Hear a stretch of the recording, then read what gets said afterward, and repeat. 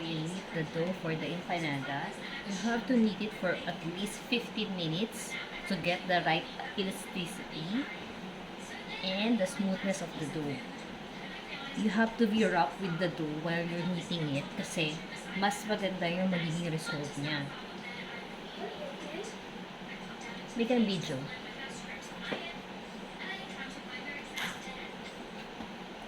This recipe is for 40 pieces empanada. This dough recipe. So, it means 8 cups of all-purpose flour. Are you making a cooking recipe video? Yeah. That's what I mean when I said you have to be rough with the dough. The more rough you are with the dough, the excuse me, the elastic more it become. Later, I'll show you. Pag naka 15 minutes na tayo. Remember ha, non-stop kneading to. If you don't have the mixer machine, you have to do it non-stop for 15 minutes. Usually, the dough pag marami is heavier talaga to knead. I have no water. Some water. Okay.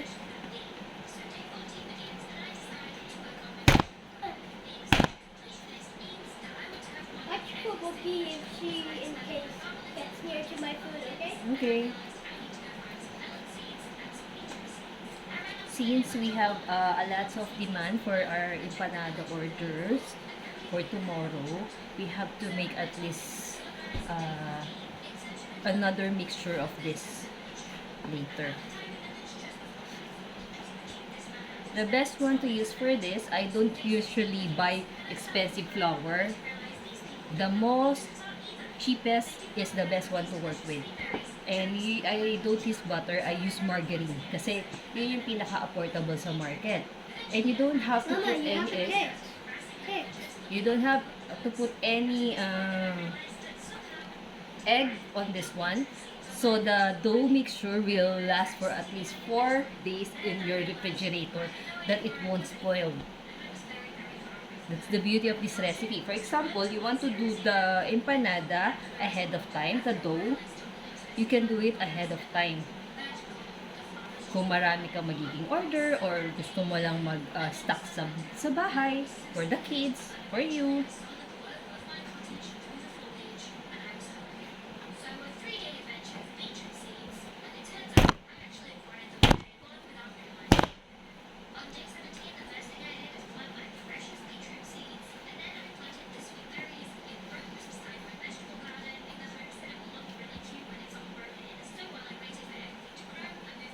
And you don't put any flour ha, na masyado mo siya ipo-flour while you're kneading it.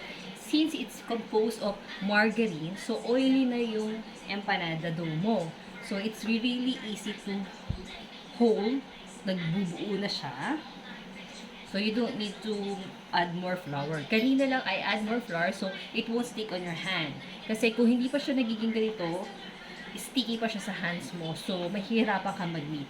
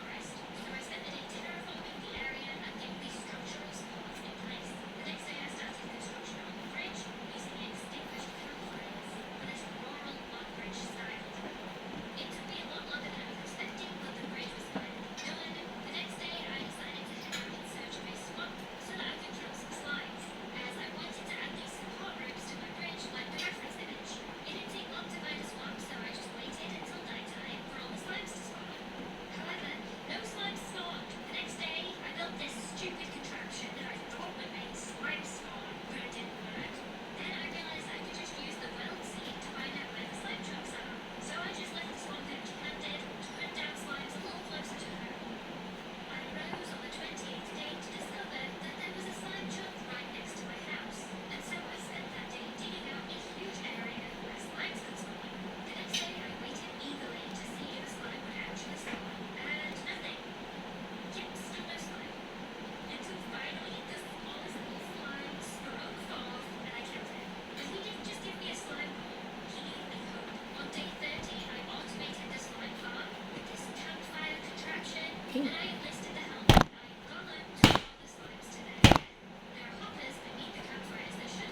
See?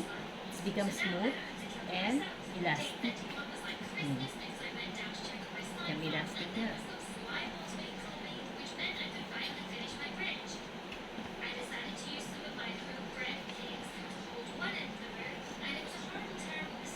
After you knead the dough, you have to rest it in the refrigerator for almost 1 hour at least bago mo siya gawing lagyan ng palaman. And all the filling that you have to put inside, kailangan malamig.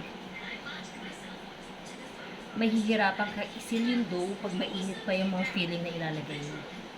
I already make the pork and chicken filling yesterday para ngayon malamig na siya.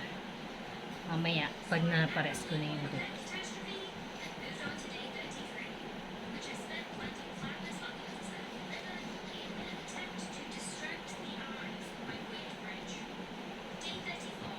Don't forget to grease yung bowl na lalagyan mo nito para ipapares mo dun sa ref.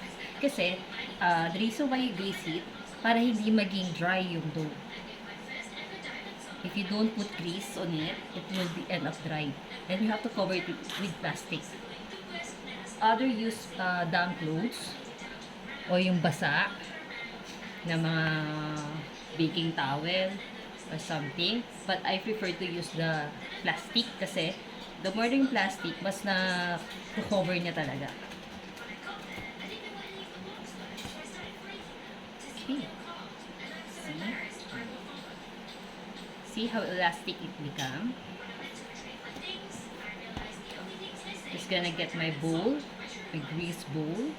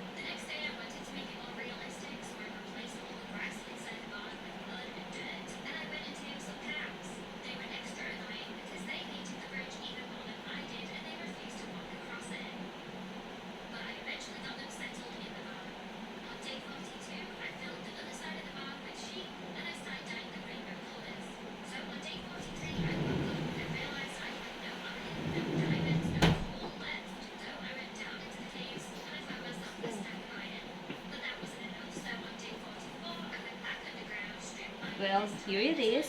I never use any expensive oil, just your ordinary cooking oil to grease your bowl. Don't forget to cover all of it with the oil from the dough. See? Importante yun. Not to become dry.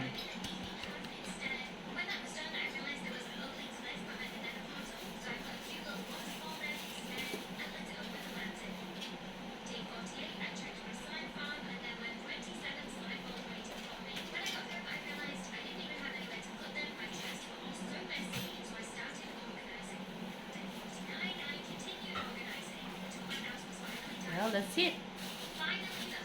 Then, rest it on your refrigerator.